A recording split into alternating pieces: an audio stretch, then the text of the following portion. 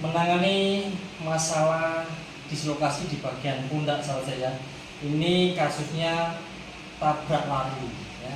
Jadi ini membuat pasien ini satu ada gejala mati rasa di bagian pipi, kemudian ada masalah keterbatasan angkat tangan, nggak bisa maksimal. Nah kalau kita lihat terusnya di sini ya teman-teman ya, ayo kita lihat sini ya, ini, ya, ini. Nah yang terjadi masalah di sini. Oke, jadi yang terjadi masalah di sini, ini ya kalau kita lihat ya ini, nah ini sudah naik karena benturan tabrakan tadi.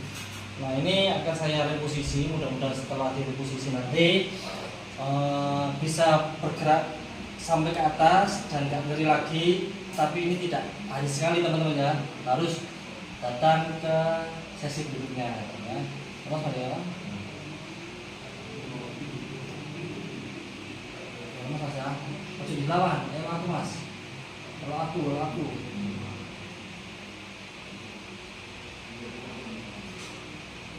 Mas, relax.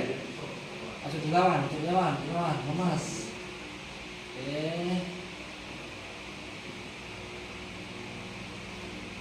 Kalak. Nah, masuk. Kalau nggak mas ya, oke.